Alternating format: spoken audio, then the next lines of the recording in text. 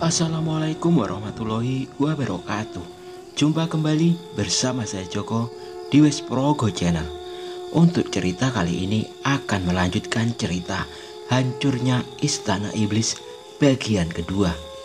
Sebelum ke cerita, jangan lupa subscribe channel ini dan nyalakan tanda notifikasi agar channel ini terus berkembang dan selalu update cerita dari saya. Bagi teman-teman yang ingin membacanya langsung ceritanya, linknya di kolom deskripsi. Langsung saja kita dengarkan ceritanya. Lampu mobil belakang menyala merah. Tak kalah Mia menginjak pedal rem dengan keras.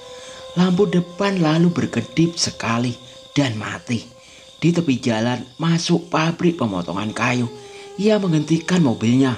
Sepasang mata gadis itu tampak mengamati area pabrik sambil pandangannya nanar mengamati keadaan sekeliling.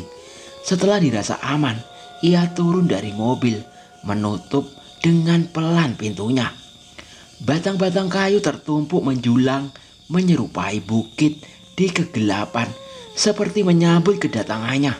Tumpukan potongan-potongan kayu yang tersebar di sudut halaman pabrik dan beberapa alat berat serta 3 truk yang terparkir di halaman pabrik tampak membisu, sunyi dan gelap.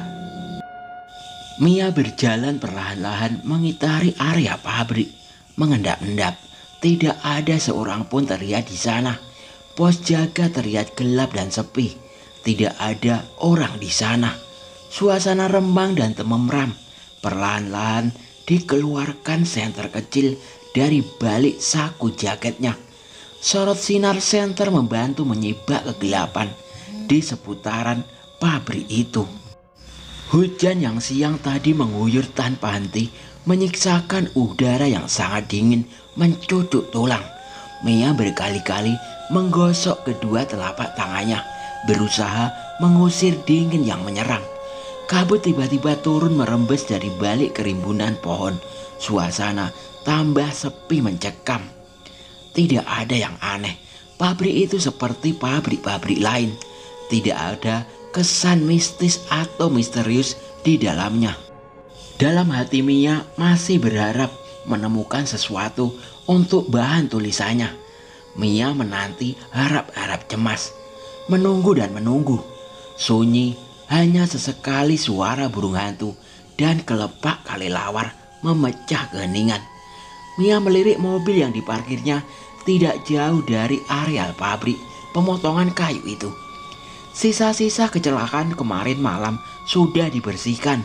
Dari tempatnya berdiri, Mia masih bisa melihat beberapa polisi lain. Kejadian kecelakaan kemarin pagi membuat Mia bergidik ngeri. Polisi-polisi malang itu mati mengenaskan dan tidak wajar. Melihat lokasi dari kejauhan membuat Mia seperti melihat apa kejadian tragis kemarin pagi. Seorang polisi tertancap di pagar yang bengkok ke depan, yang mengerikan. Lehernya lebih dulu menyentuh ujung pagar hingga mayatnya tergantung dengan leher tersangkut. Darah mengalir deras hingga mengalir di jalan beraspal. Seorang lagi tersangkut di tepi jalan.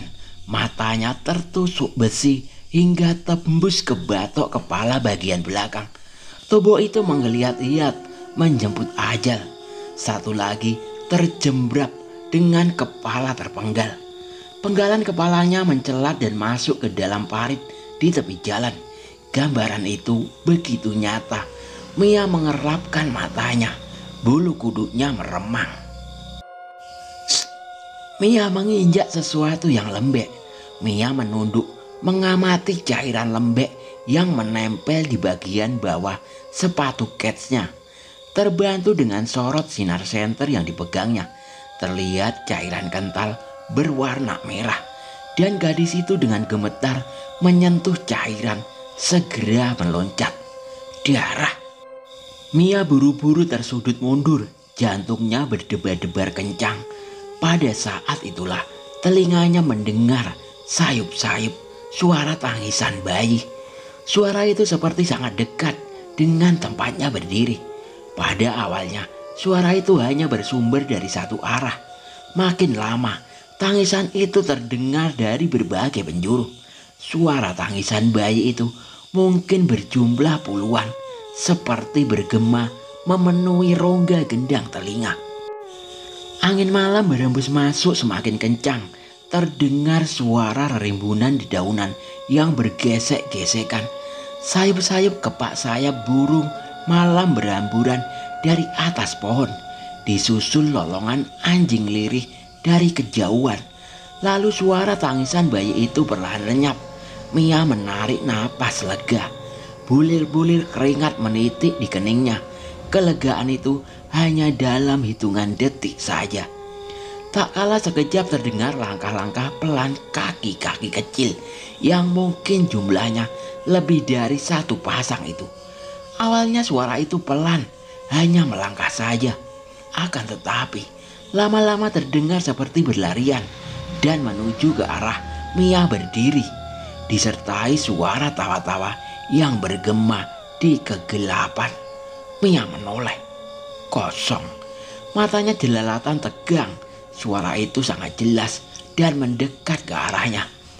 Semakin dekat disertai bunyi gesekan rumput-rumput kering tersibak. Sepasang kaki yang jumlahnya lebih dari satu pasang. Mia yakin mendengarnya. Bulu kuduknya semakin meremang. Dia merasa diawasi. Serasa pohon-pohon yang kokoh menjulang di sekelilingnya menjadi hidup dan mempunyai mata. Mereka mengawasi Mia penuh dengan pandangan sinis. Mia merasa tidak nyaman dan setengah berlari menuju mobil. Bersamaan dengan itu, rumput-rumput di belakangnya tersibak liar. Seolah-olah ada berpasang-pasang kaki berlari mengejarnya dari belakang. Mia panik. Sekilas ia melihat ada 5 bayangan kecil bergerak begitu cepat, laksana terbang. Jatuh bangun Mia berlari menuju mobil dan membuka pintu. Brak. Mia masuk membanting pintu mobil dengan keras. Napas Mia berpacu.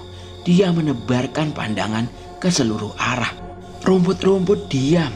Mia menarik napas lega. Mungkin hanya halusinasi saja. Brak. 5 sosok tubuh kecil menabrak bodi mobilnya dengan keras. Mia sempat merasakan mobilnya setengah oleng ke samping. Mia terpekik kaget. Buru-buru menstarter mobil dan langsung tancap gas. Peluh bercucuran. Sekali lagi Mia melirik ke belakang lewat kaca spion tengah. Suasana gelap. Hanya lampu mobil Mia yang menerangi jalan. Mia mendengus. Apa yang ditemukan malam ini sungguh sangat menakutkan. Lagi-lagi bulu kuduknya meremang. Rasanya sesuatu berlari mengikutinya. Rumah kecil di tengah kota Wonosari sengaja dikontrak oleh Mia selama ia masih menyelidiki kasus kecelakaan yang melibatkan 3 orang polisi. Mia menutup pintu mobil. Wajahnya terlihat lelah, menyetir di kegelapan sepanjang malam dengan perasaan tegang membuat sarafnya terkuras. Mia ingat apa yang baru saja terjadi. Mia bergidik lalu buru-buru masuk ke dalam rumah. Diempaskan tubuhnya di atas sofa berwarna biru tanpa melepas jaket dan sepatunya. Mia menarik napas. Sejenak dia melirik tape recorder hasil wawancara dengan Pak Sudarmaji sore tadi. Otaknya sedang memilah-milah data mana yang akan diangkat dan mana yang dibuang. Sebagian bergerak mengabung-abungkan segala kemungkinan yang bisa saja terjadi tanpa terduga. Urat di keningnya tersamar.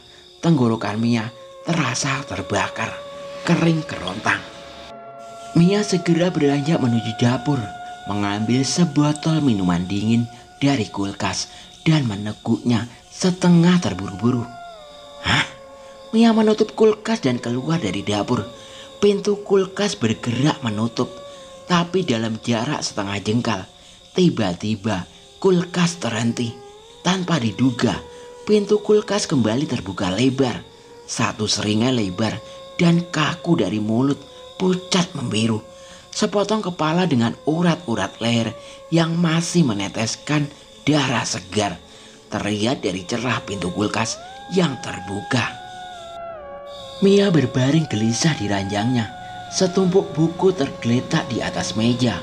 Buku-buku itu telah selesai dibacanya beberapa saat yang lalu. Berharap dengan banyak membaca, rasa kantuk akan cepat datang. Tape recorder sudah berkali-kali ia putar, mendengarkan hasil wawancara sore tadi. Akan tetapi, semua itu sia-sia belaka. Matanya masih juga melalak. Hatinya benar-benar berkecambuk tidak tenang. Kejadian baru saja yang dia alami di pabrik pemotongan kayu itu masih sering membuatnya bergidik ngeri. Suara bayi siapakah itu? Mengapa jumlah tangisannya sangat banyak sekali? Apakah itu roh-roh bayi yang dijadikan tumbal di pabrik itu? Siapakah yang tega berbuat seperti itu? Pertanyaan itu terus saja bergema di kepalanya, tanpa pernah tahu jawaban dari pertanyaan itu. Kegelisahan itu semakin menjadi-jadi. Mia mengeluh sendiri. Celakanya, kedua matanya tidak bisa terpejam. Kesal, ia duduk di tepi pembaringan, berpikir keras. Sebuah ketukan halus terdengar dari pintu. Siapa itu? Malam-malam begini bertamu. Mia berbisik dalam hati. Ia lantas meluncur dengan cepat dari tempat tidur, berjalan keluar kamar dan bergegas ke ruang tengah dengan ragu. Langkahnya terhenti. Suara ketukan itu tidak terdengar lagi. Sesaat Mia tertegun. Jangan-jangan ia salah dengar. Ketukan itu terdengar lagi. Barusan ketukan itu begitu halus, tidak sekeras tadi. Mungkin peronda yang minta iuran, pikir Mia. Karena saat ia berbicara dengan pemilik rumah itu, ada iuran untuk keamanan bagi warga yang tidak bisa ikut kegiatan sisik lamping. Krak, anak pintu diputarnya dengan keras. Lalu pintu itu terbuka. Angin dingin menerobos masuk ke dalam. Terasa sangat dingin. Mia menggigil dan bulu kuduknya sontak meremang seketika.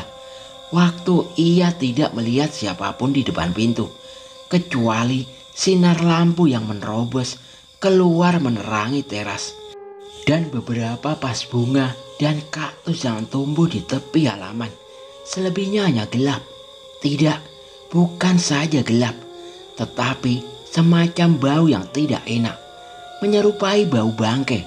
Mula-mula bau itu hanya sekilas.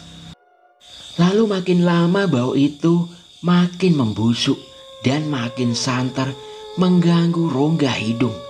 Mia membekap hidung dengan telapak tangan kanannya.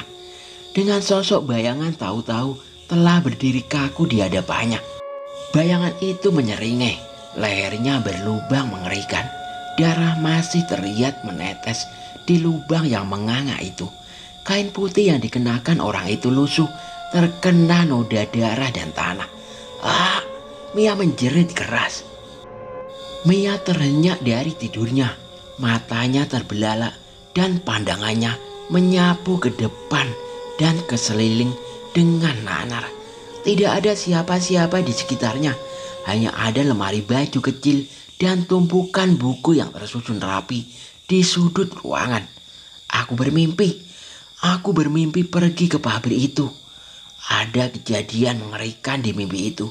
Suara tangisan bayi dan mobilku yang ditabrak oleh sesuatu.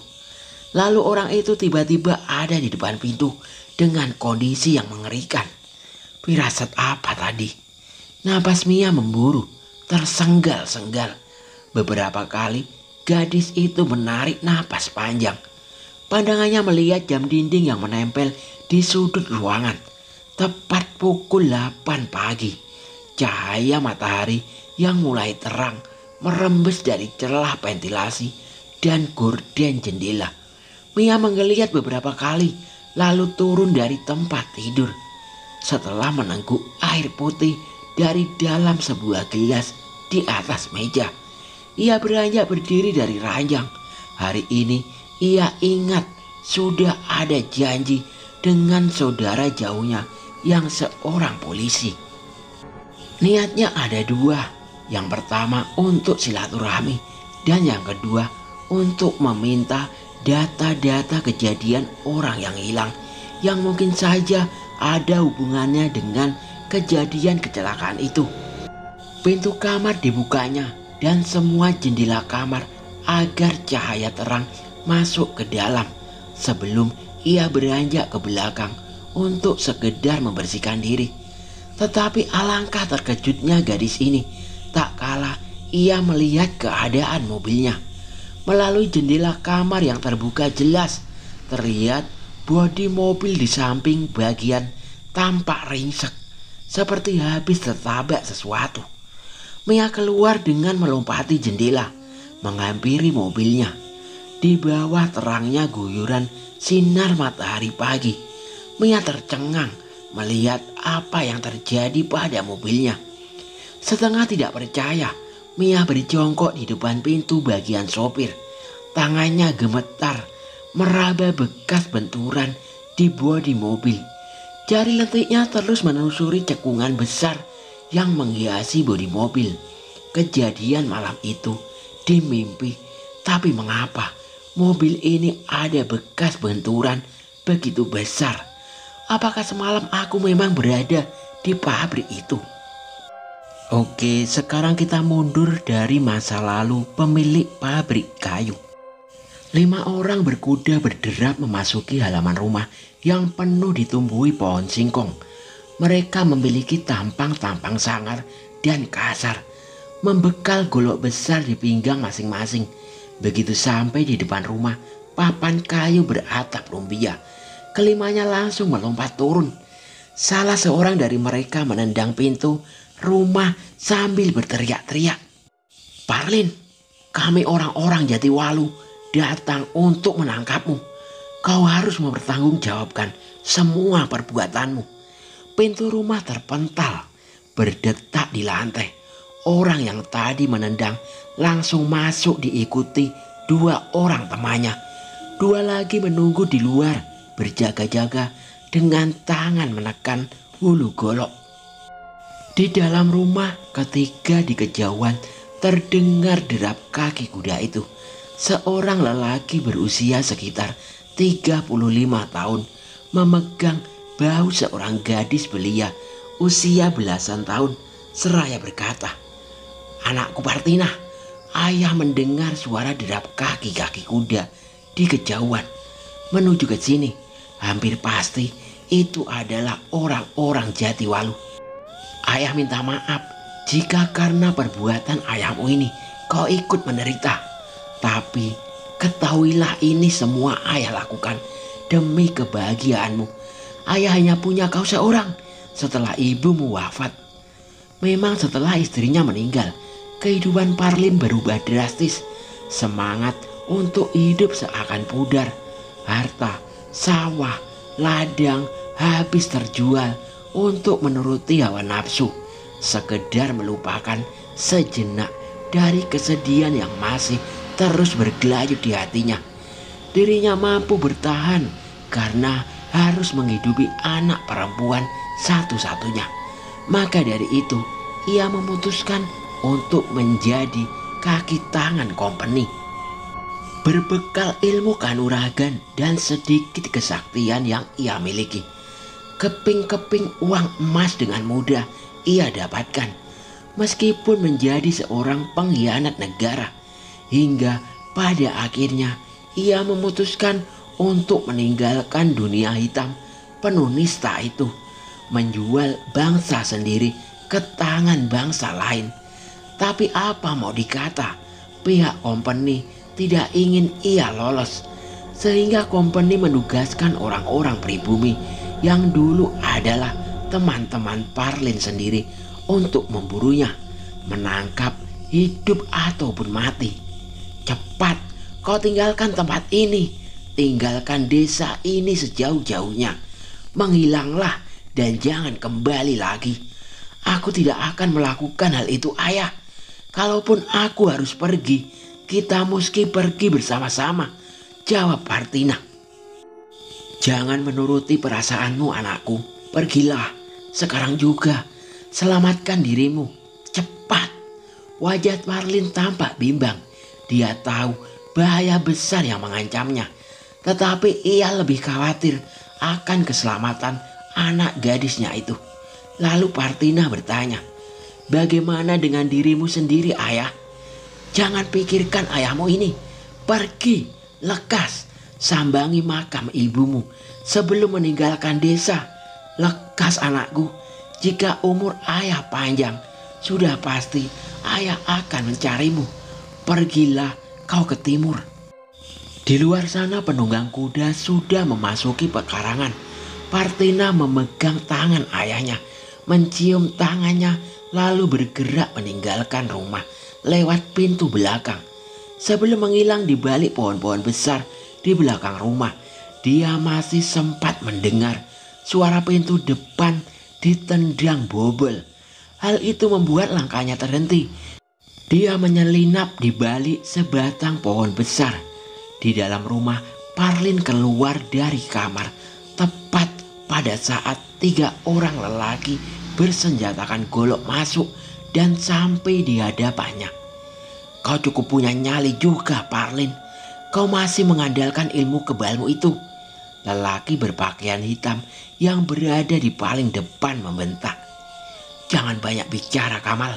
Mari kita buktikan siapa yang akan keluar hidup dari tempat ini dan siapa yang akan jadi bangkai. Parlin menerjang ketiga orang yang berdiri di hadapannya. Goloknya berkelebat cepat mencari bagian tubuh lawannya untuk dicincang. Kamal berhasil menghindar ke samping, namun untuk 2 orang lainnya terpaksa harus menerima 1 hantaman di bagian kepala. 2 orang itu menjerit kesakitan, lalu terhuyung ke belakang, jatuh terkapar dengan darah segar mengalir membasahi lantai. Keduanya mati tidak berkutik lagi dengan luka bacok di kepala. Kamal mendengus marah. Lelaki ini sadar betul ilmu Parlin jauh berada di atas tingkatannya. Ia tentu akan sangat waspada dan berhati-hati jika tidak ingin mengikuti nasib kedua kawannya. Saat itulah terdengar bentakan penuh marah disertai berkelebatnya seseorang dari luar rumah. Kamal, mundurlah, orang ini biar aku yang atasi. Kamal, cepat berpaling. Bondas, seru Kamal. Diam-diam Parlin tersurut mundur melihat lelaki tinggi besar yang tengah berdiri tepat beberapa langkah di depannya. Lelaki itu bernama Bodas, seorang pemimpin rampok dari tanah Pasundan. Wajah dengan penuh brewok, kumis tebal melintang, kulitnya yang putih pucat seperti mayat dibalut dengan pakaian berwarna hitam. Keningnya diikat dengan selai kain hitam. Di pinggang kirinya tergantung sebilah pedang. Akhirnya kau muncul juga, Parlin. Kata orang kau seorang jawara yang tersohor di daya. Sudah lama aku ingin menjajal sampai di mana kebenaran kabar burung itu. Parlin tersenyum dingin. Tidak usah banyak bicara. Mari kita buktikan di sini. Cabut pedangmu, Bodas. Kau tidak usah khawatir. Aku akan segera mengirimmu bertemu dengan malaikat maut. Bondas mencabut pedang yang terselip di pinggangnya. Kini kedua orang lelaki itu berdiri berhadap-hadapan dengan senjata terhunus. Sambil memutar-mutar senjatanya di tangan kanan, Bondas menyerbu. Parlin yang diserang tidak tinggal diam. Begitu Bondas mendekat, dia babatkan goloknya. Prang, prang. Pedang dan golok saling beradu. Bondas diam-diam mengeluh. Bentrokan senjata tadi membuat tangannya yang memegang pedang bergetar. Senjatanya hampir terlepas. Segera ia memutar pedangnya, menebas tubuh Parlin dari samping kiri. Parlin menangkis. Kini lawannya berlaku cerdik. Dia tidak mau melakukan bentrokan senjata. Tiba-tiba dia melompat ke belakang. Dengan tangan kiri dia melepas 2 pisau terbang. Tapi dengan mudah kedua senjata itu dihantam mental oleh Parlin. Malah satu sodokan lutut mampu membuat Bodas terhuyung ke belakang. Mukanya merah padam, menahan sakit dan amarah.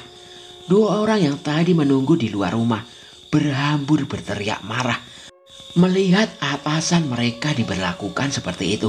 Tanpa banyak bicara lagi, keduanya mencabut golok di pinggang masing-masing, terus membabat ke arah Parlin yang masih berdiri tegak dengan golok di tangan kanan. Golok pertama membacok ke arah batok kepala yang botak, sedang golok kedua membabat ke arah pinggang. Parlin hanya tertawa melihat serangan maut itu. Dari kiri kanan 2 orang kawannya berkelebat. Terdengar 2 kali suara bergeduk, disusul dengan jeritan 2 orang anak buah Bodas. Keduanya terhuyung-huyung, satu pegangi hidungnya yang mengucurkan darah, satunya lagi menekap mata kirinya yang juga mengucurkan darah. Golok mereka berjatuhan ke tanah pada saat jotos-jotosan dengan Parlin menghantam muka mereka. Selagi keduanya terhuyung-huyung begitu, kaki-kaki Parlin ganti beraksi. Kembali 2 orang yang berpakaian hitam itu keluarkan jeritan kesakitan, lalu berguling roboh di tanah. Masing-masing menderita patah tulang iga dan remuk tulang dadanya. Terkejutlah Kamal melihat itu.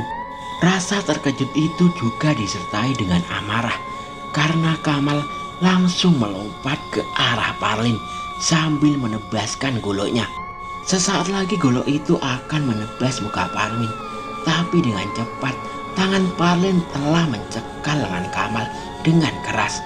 Sekali sentak saja tubuh Kamal terpuntir, terbungkuk-bungkuk, membuatnya meringis kesakitan. Goloknya terpental di lantai. "Ayo kalian semua yang di luar, serbu bedebah ini!" Teriakan Kamal melengking dari dalam rumah.